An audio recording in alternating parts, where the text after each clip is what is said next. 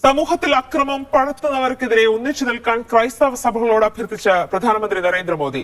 ജർമ്മനിയിലെ ക്രിസ്മസ് മാർക്കറ്റിലടക്കം നടന്ന അക്രമങ്ങൾ ചൂണ്ടിക്കാട്ടിയാണ് മോദി CBCA ആസ്ഥാനത്ത് നടന്ന ക്രിസ്മസ് ആഘോഷത്തിൽ ഇക്കാര്യം പറഞ്ഞത്. ദാരിദ്ര്യത്തിനെതിരെ ഇന്ത്യ നടത്തുന്ന യുദ്ധം യേശുക്രിസ്തുവിന്റെ വചനങ്ങളോട് ചേർന്ന് നിൽക്കുന്നതാണെന്ന് മോദി പറഞ്ഞു. വൈകിട്ട് 6:30-ക്കാണ് പ്രധാനമന്ത്രി നരേന്ദ്രമോദി ദില്ലിയിലെ CBCA ആസ്ഥാനത്തെത്തിയത്. കത്തോലിക്ക സഭകളുടെ പ്രധാന നേതാക്കൾ ചേർന്ന് മോദിയെ സ്വീകരിച്ചു. 1.5 മണിക്കൂർ അദ്ദേഹം CBCA ആസ്ഥാനത്തുണ്ടായിരുന്നു. കുട്ടികളുടെ ക്രിസ്മസ് ഗാനങ്ങളും സ്റ്റീഫൻ ദേവസിയുടെ സംഗീതമൊക്കെ മോദി കേട്ടിരുന്നു.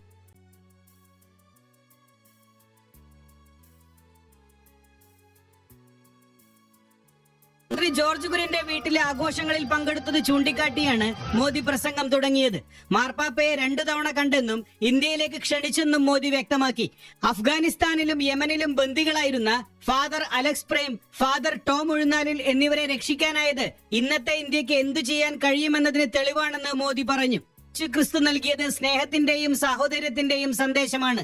എന്നാൽ സമൂഹത്തിൽ ഭിന്നതയും അക്രമവും ചില ശക്തികൾ നടത്തുന്നത് തന്നെ വേദനിപ്പിക്കുന്നുവെന്ന് വ്യക്തമാക്കിയാണ് ശ്രീലങ്കയിലെ പള്ളികളും ജർമ്മനിയിലെ ക്രിസ്മസ് മാർക്കറ്റിൽ അടുത്തിടെ നടന്ന ആക്രമണവും മോദി പരാമർശിച്ചു. പുതിയ കർദിനാൾ മാർ ജോർജ് കുവക്കാടിനെ മോദി ചടങ്ങിൽ ആദരിച്ചു. ഇന്ത്യയിൽ നിന്നൊരാൾക്ക് ഈ അംഗീകാരം കിട്ടിയതിൽ ഏറെ സന്തോഷമുണ്ടെന്നും മോദി അറിയിച്ചു. CBCA അധ്യക്ഷൻ മാർ ആൻഡ്രൂസ് താഴത്ത്, കർദിനാൾമാരായ Mar Oswald Gracias, Mar Antony Poola, Mar Baselios Cleemis, Mar George Koovakad, Mar George Alencherry, major archbishop Mar Raphael Thattil, Delhi archbishop Mar Anil Couto, archbishop George Antony Samy, bishop Joseph Mar Thomas, father Mathew Koickal തുടങ്ങിയവർ ഈ ആഘോഷത്തിൽ പങ്കെടുത്തു. മന്ത്രി George Kurian, Rajeev Chandrasekhar, Alphons Kannanthanam, Tom Vadakkan, Anil Antony, Anoop Antony, Shone George തുടങ്ങിയവരും പരിപാടിക്ക് എത്തിയിരുന്നു. പ്രധാനമന്ത്രി നരേന്ദ്രമോദി നടത്തിയ പ്രസംഗം. क्रिसमस की बहुत बहुत शुभकामनाएं. Merry Christmas. अभी 3-4 दिन पहले मैं अपने साथी भारत सरकार में मंत्री जॉर्ज कुरियन जी के यहाँ क्रिसमस सेलिब्रेशन में गया था.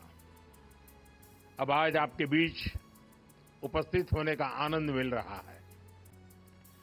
Catholic bishop conference of India CBCI का ये आयोजन क्रिसमस की खुशियों में आप सबके साथ जुड़ने का ये अवसर, ये दिन हम सबके लिए यादगार रहने वाला है.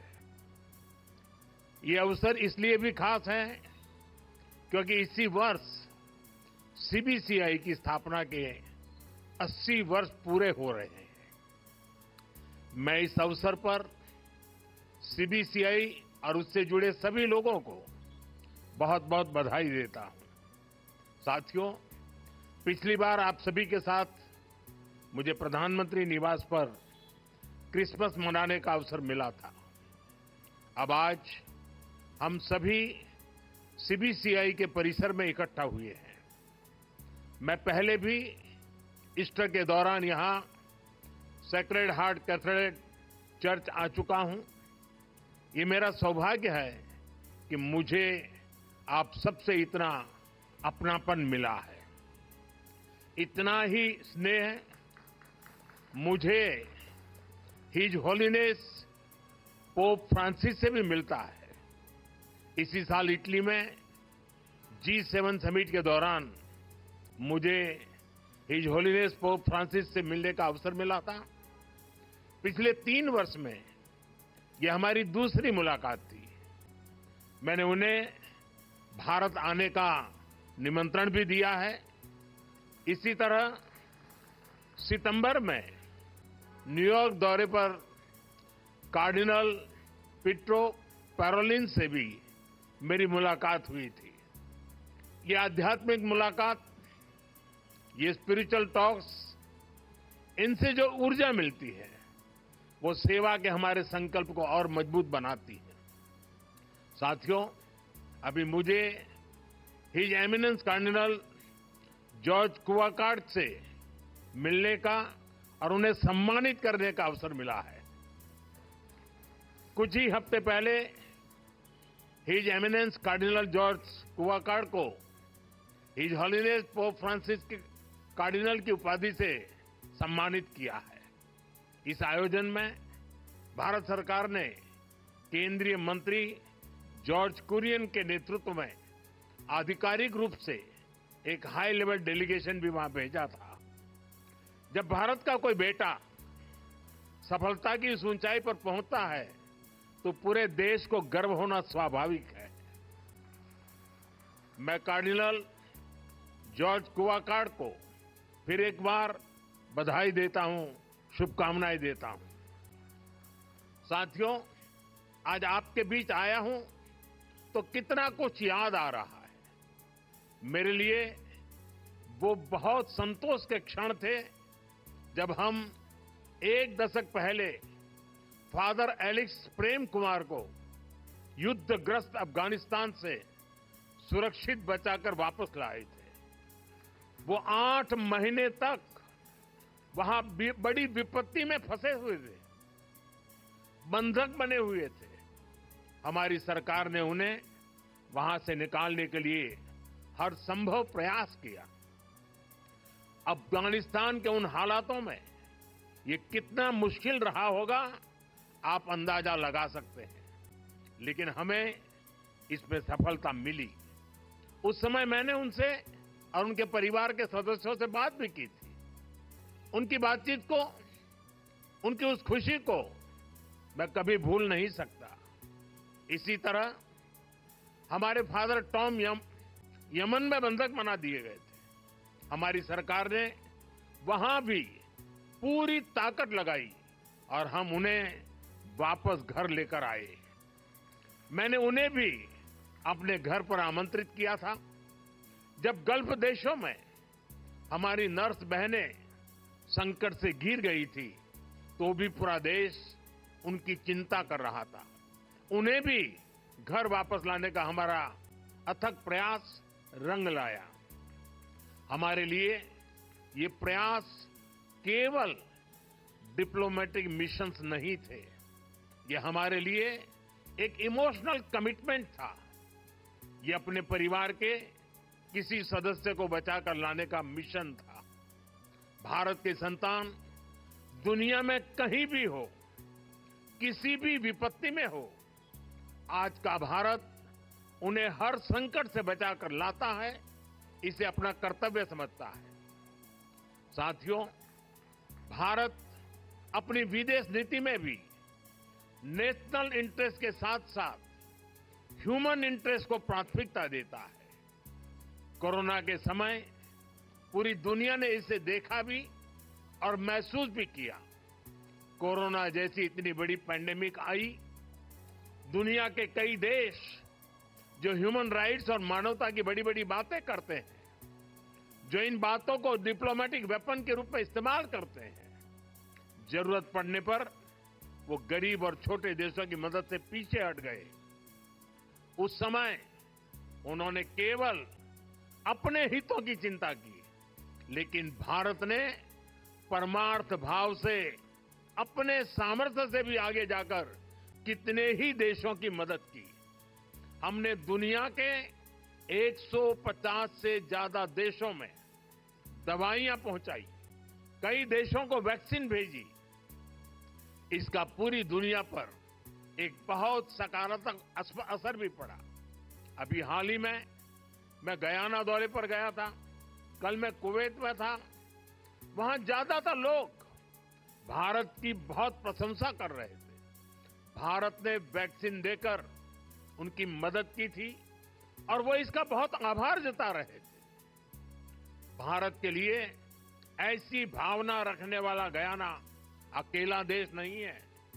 कई island Nations, Pacific Nations, Caribbean Nations Bharat की प्रशंसा करते हैं।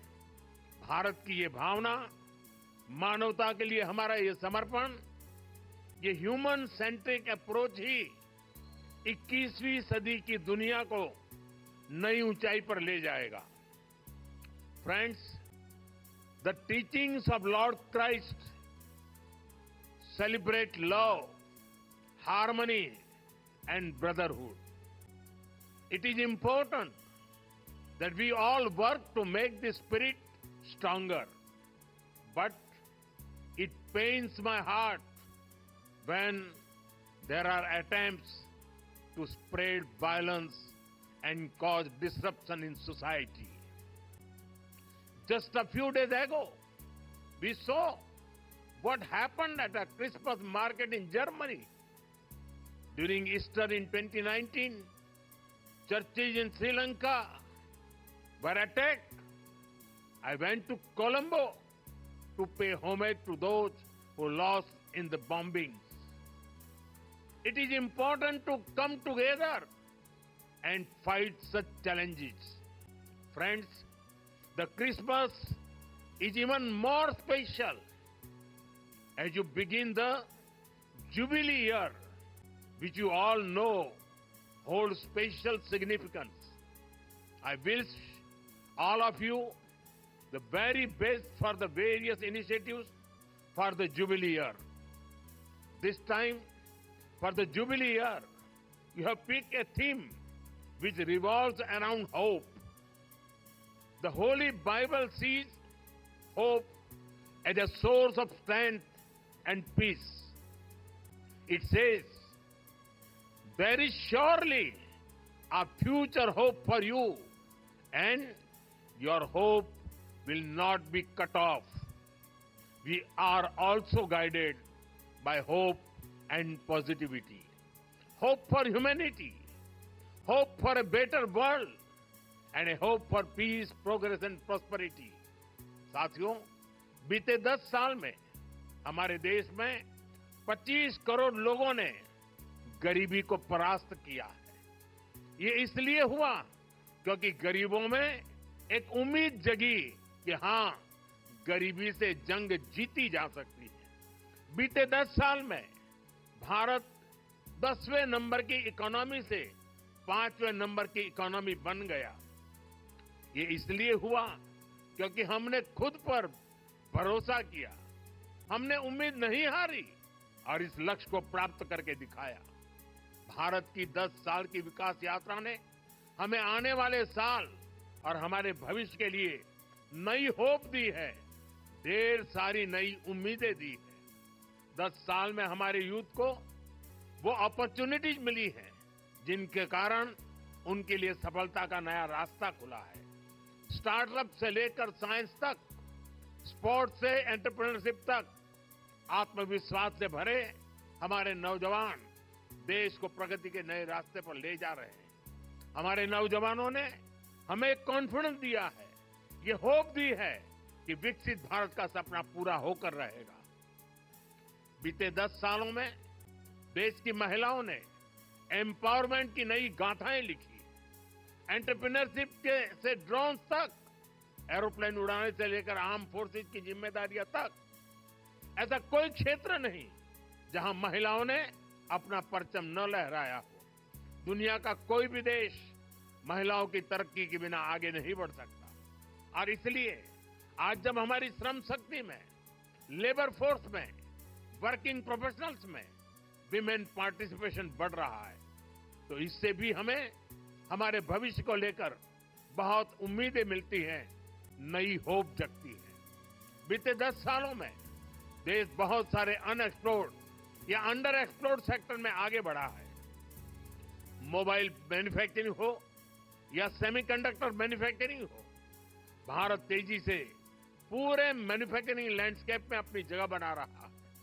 चाहे टेक्नोलॉजी हो या फिनटेक हो, भारत न सिर्फ इनसे गरीब को नई शक्ति दे रहा है, बल्कि खुद को दुनिया के टेक हब के रूप में स्थापित भी कर रहा है। हमारा इंफ्रास्ट्रक्चर बिल्डिंग पेस भी अभूतपूर्व है।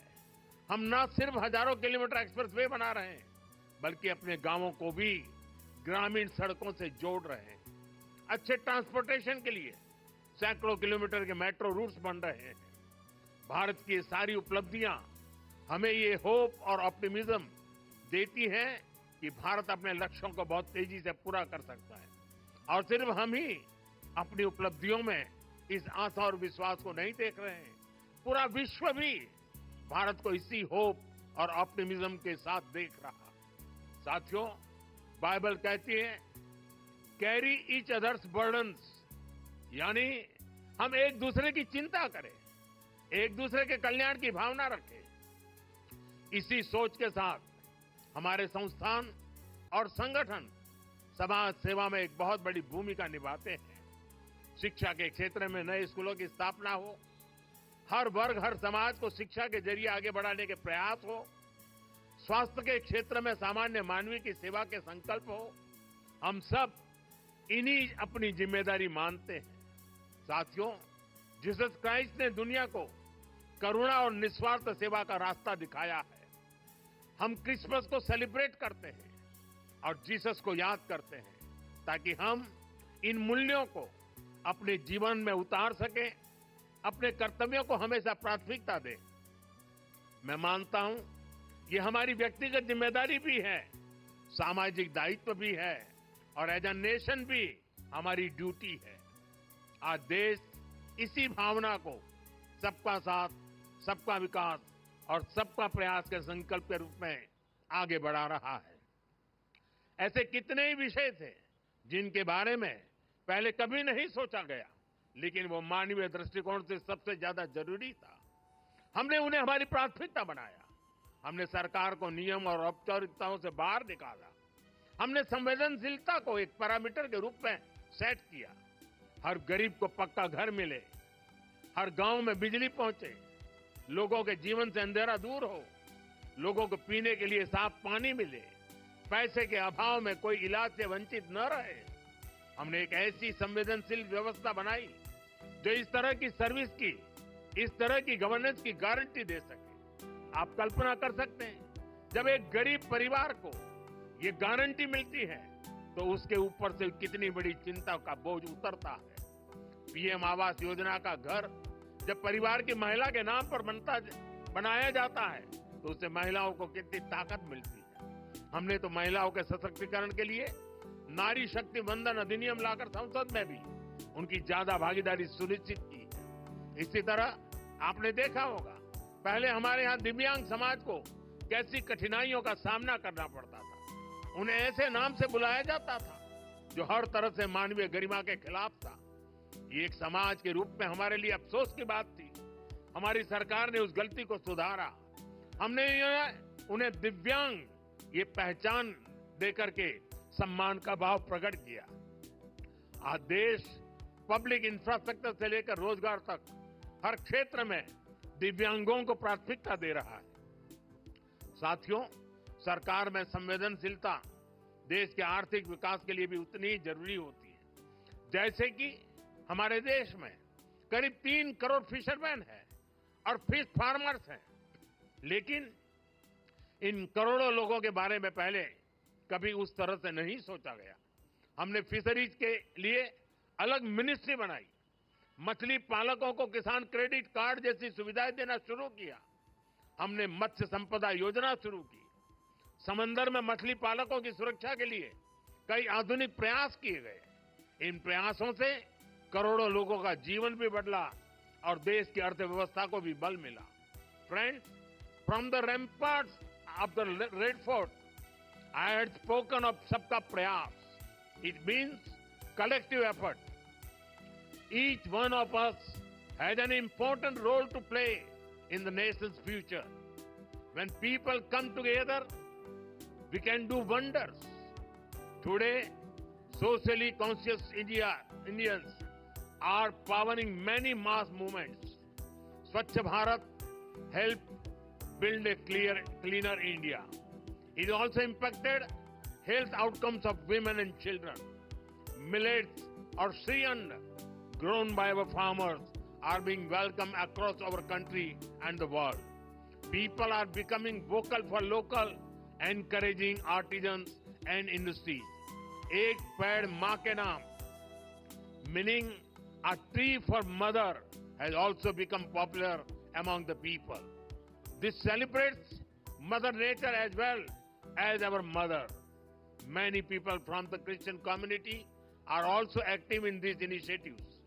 I congratulate our youth, including those from the Christian community, for taking the lead in such initiatives. Such collective efforts are important to fulfill the goal of building a develop India. साथियों, मुझे विश्वास है हम सबके सामूहिक प्रयास हमारे देश को आगे बढ़ाएंगे। विकसित भारत हम सभी का लक्ष्य है और हमें इसे मिलकर पाना है। ये आने वाली पीढ़ियों के प्रति हमारा दायित्व है कि हम उन्हें एक उज्जवल भारत देकर जाएं। मैं एक बार फिर आप सभी को क्रिसमस और जुबिली ईयर की बहुत बहुत बधाई देता हूं, शुभकामनाएं देता हूं। बहुत बहुत धन्यवाद।